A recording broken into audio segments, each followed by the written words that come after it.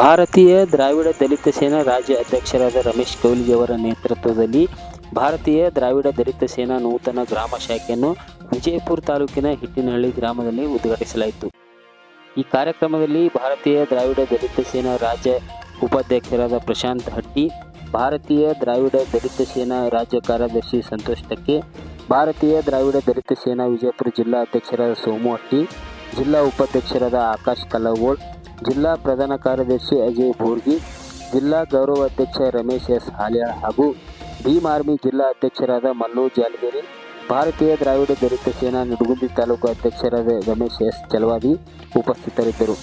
ಭಾರತೀಯ ದ್ರಾವಿಡ ದಲಿತ ಸೇನಾ ಹಿಟ್ಟಿನಹಳ್ಳಿ ನೂತನ ಶಾಖೆಯ ಅಧ್ಯಕ್ಷರಾಗಿ ಸಂಪತ್ ಹೊಸಳ್ಳಿ, ಉಪಾಧ್ಯಕ್ಷರಾಗಿ ಸತೀಶ್ ದುರ್ಗಗೋಳ್ ಅವರಿಗೆ ನೇಮಕ ಮಾಡಲಾಯಿತು.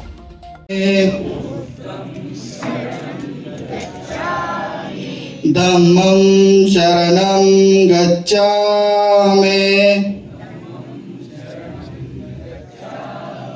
ಸಂಘಂ ಶರಣಂ ಗಚ್ಚಾಮಿ ದ್ವಿತೀಯಾಂಪಿ ಬುದ್ಧಂ ಶರಣಂ ಗಚ್ಚಾಮಿ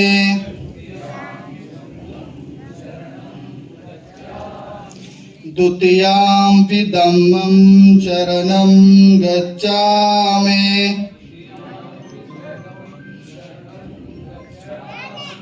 ದ್ವಿತೀಯಾಂಪಿ ಸಂಘಂ ಶರಣಂ ಗಚ್ಚಾಮಿ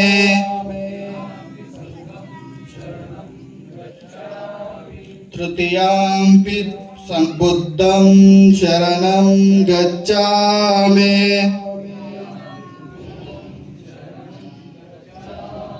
ತೃತೀಯಾಂಪಿ ಧಮ್ಮಂ ಶರಣಂ ಗಚ್ಚಾಮಿ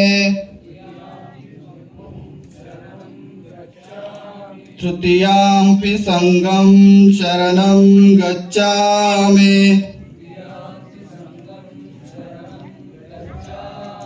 ಸಾಧು ಸಾಧು. ಡಾಕ್ಟರ್ ಬಾಬಾ ಸಾಹೇಬ್ ಅಂಬೇಡ್ಕರ್ ಅವರಿಗೆ, ಡಾಕ್ಟರ್ ಬಾಬಾ ಸಾಹೇಬ್ ಅಂಬೇಡ್ಕರ್ ಅವರಿಗೆ ಜೈ ಜೈ ಜೈ ಜೈ ಜೈ ಭೀಮ್, ಜೈ ಜೈ ಜೈ ಜೈ ಜೈ ಭೀಮ್.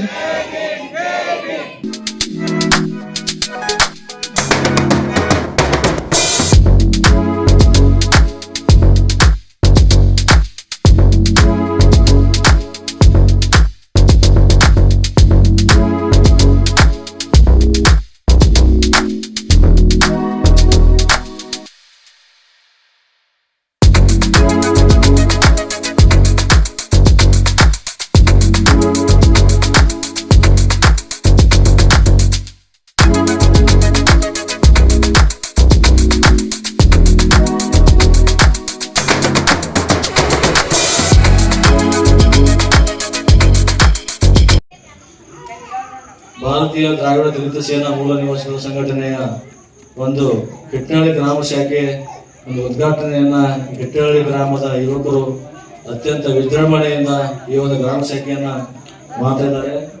ಈ ಒಂದು ಗ್ರಾಮ ಶಾಖೆ ಒಂದು ತುಂಬಾ ಅಚ್ಚುಕಟ್ಟಾಗಿ ಈ ಒಂದು ಕಾರ್ಯಕ್ರಮವನ್ನು ಅವರು ಒಂದು ಆಯೋಜನೆ ಮಾಡಿದ್ದಾರೆ.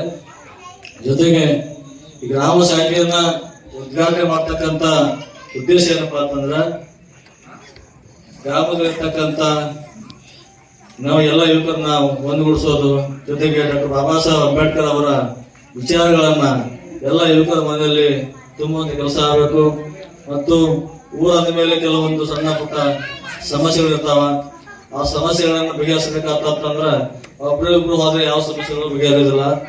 ಅಂತ ಒಂದು ಸಮಸ್ಯೆಗಳನ್ನ ಬಗೆಹರಿಸೋ ನಿಟ್ಟಿನಲ್ಲಿ ಒಂದು ಸಂಘಟನೆ ಅನ್ನೋದು ಬಹಳ ಮುಖ್ಯವಾಗಿರ್ತದೆ. ಡಾಕ್ಟರ್ ಬಾಬಾ ಸಾಹೇಬ್ ಅಂಬೇಡ್ಕರ್ ಅವರು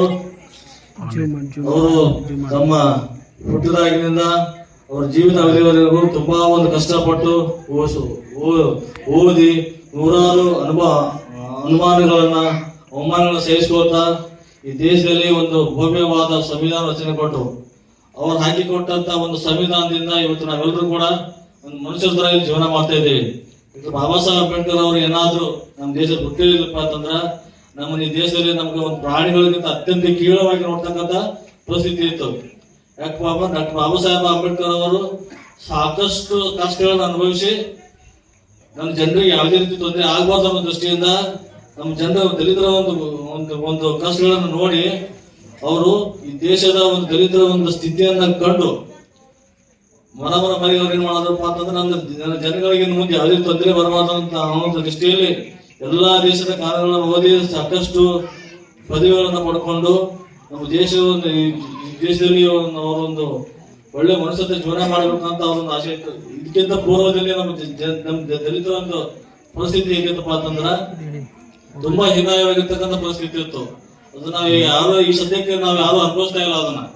ನಾವೆಲ್ಲ ಈಗ ಭಾರಿ ಹೈಫೈ ಇದ್ದೀವಿ ಈಗ ಎಲ್ಲಾರ ಹೇಳ್ಬೇಕಂತಂದ್ರ ಎಲ್ಲಾ ಕೈಯಲ್ಲಿ ಐಫೋನ್ ಅದಾವ, ಫಸ್ಟ್ ಕ್ಲಾಸ್ ಓಡಾಡ ಗಾಡಿ ಅದಾವ. ಆ ಒಂದು ಪರಿಸ್ಥಿತಿ ಯಾರು ಇದ್ದೀವಿ ಅಂತ ಯಾವ ಇದ್ದಿಲ್ಲ ಈಗ ನಾವು ಯಾರು ಅವ್ರು ಪಟ್ಟ ಕೆಲಸ ಯಾರು ಪಡತ್ತಿಲ್ಲ ಈಗ. ನಾ ಏನ್ ಹೇಳೋ ಉದ್ದೇಶಪ್ಪ ಅಂತಂದ್ರ ನೀವು ನಾವು ವಿಶೇಷವಾಗಿ ತಾಯಿಗೆ ಹೇಳಕ್ ಇಷ್ಟಪಡ್ತೀನಿ. ಯಾಕಂತಂದ್ರಪ್ಪ ಅಂತಂದ್ರೆ ನಿಮ್ಮ ಮಕ್ಕಳೇನಿರಲ್ಲ ಅದಕ್ಕೆ ಒಳ್ಳೆ ಎಜುಕೇಶನ್ ಕೊಡ್ರಿ, ಒಳ್ಳೆ ಸಂಸ್ಕಾರ ಕೊಡ್ರಿ. ಅವ್ರಿಗೆ ಸಮಾಜದಲ್ಲಿ ಒಬ್ಬ ಉತ್ತಮ ವ್ಯಕ್ತಿಯಾಗಿ ಬೆಳೆಸೋದಕ್ಕೆ ತಾಯತ್ತ ಮಾಡ್ಕೊತಾರ. ಅವ್ರ ಅರ್ಥ ಮಾಡ್ಕೊಂಡು ಜನರಿಗೆ ಹೆಂಗ್ ಬದುಕಬೇಕು ಜೀವನದಲ್ಲಿ ಅನ್ನೋದನ್ನ ಮಕ್ಕಳು ತಿಳ್ಕೊಂತಾರ. ಜೊತೆಗೆ ಈ ಒಂದು ದ್ರಾವಿಡ ಸೇನಾ ಸಂಘಟನೆ ರಾಜ್ಯಾಧ್ಯಕ್ಷರಿದ್ದಾರಪ್ಪ ಅಂತಂದ್ರ ಅವರು ತುಂಬಾ ಒಳ್ಳೆ ವ್ಯಕ್ತಿ, ಸಭ್ಯ ಸ್ವಭಾವದ ವ್ಯಕ್ತಿ, ಎಲ್ಲರನ್ನ ಹಚ್ಕೊಂಡು ಹೋಗತಕ್ಕಂಥ ವ್ಯಕ್ತಿ. ನಮಗೂ ಬಹಳ ಆತ್ಮೀಯರವರು. ನಾವು ಸುಮಾರು ವರ್ಷಗಳಿಂದ ಅವ್ರಿಗೆ ನಮಗೆ ಒಡನಾಟ ಇದೆ. ಒಳ್ಳೆ ಎಲ್ಲರ ಜೊತೆ ತುಂಬಾ ಪ್ರೀತಿಯಿಂದ ಮಾತಾಡ್ತಾರ. ಯಾವುದೇ ಸಮಸ್ಯೆ ಇದ್ರು ಅವ್ರ ಮುಂದೆ ನಿಂತು ಸಮಸ್ಯೆಯನ್ನು ಬಗೆಹರಿಸುವಂತ ಕೆಲಸ ಮಾಡ್ತಾರ.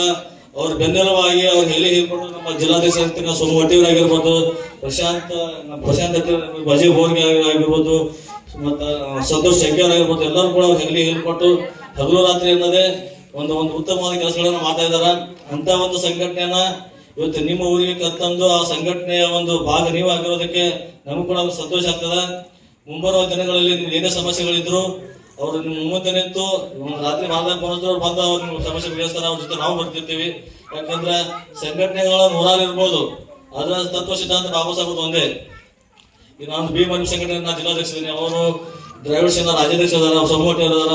ಈ ಸಂಘಟನೆಗಳು ಬೇರೆ ಬೇರೆ ಇದ್ರು ಕೂಡ ನಾವೆಲ್ಲರೂ ಎಲ್ಲ ಅರ್ಥ ಬರ್ತಾರೆ ಜೀವನ ಮಾಡ್ಬೇಕಿಲ್ಲ. ಆ ಸಂಘಟನೆ ಬೇರೆ, ಈ ಸಂಘಟನೆ ಬೇರೆ ಅಂತ ಯಾರು ಭೇದ ಭಾವ ಮಾಡದೆ ಎಲ್ಲರೂ ಕೂಡ ಒಂದು ಅಂತ ಒಂದು ಭಾವನೆ ಕೆಲಸ ಮಾಡ್ಬೇಕು.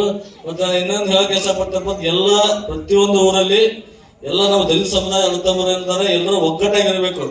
ಯಾವುದೇ ಕಾರಣಕ್ಕೂ ನಮ್ಮ ಒಗ್ಗಟ್ಟು ಮುರಿಯುವಂತ ಕೆಲಸ ಆಗ್ಬಾರ್ದು. ಯಾಕಪ್ಪ ಅಂತಂದ್ರೆ ಬೇರೆ ಜಾತಿ ಏನ್ ಮಾಡ್ತಾರ, ನಮ್ಮಲ್ಲಿ ಜಗಳ ತಂದಿಟ್ಟು ನಮ್ಮಲ್ಲಿ ದೂರ ಮಾಡುವಂತ ಪ್ರಯತ್ನ ಪಡ್ಕೊಂಡು ಅವ್ರು ಅದನ್ನ ಲಾಭ ತಗೋತಾರ. ಆ ತರವಾಗಿ ಯಾರು ಕೂಡ ಅವಕಾಶ ಕೊಡಬಾರ್ದು. ಯಾಕಪ್ಪ ಅಂತಂದ್ರೆ ನಾ ಏನ್ ಹೇಳಿ ಇಷ್ಟಪಡ್ತೀನಿ ಅಂತಂದ್ರೆ, ಈಗ ಶಿಕ್ಷಣ ಸಂಘಟನೆ ಹೋರಾಟ ಅನ್ನೋದು ಇದು ನಮ್ಗೆ ಇದೇ ಇರ್ತದೆ.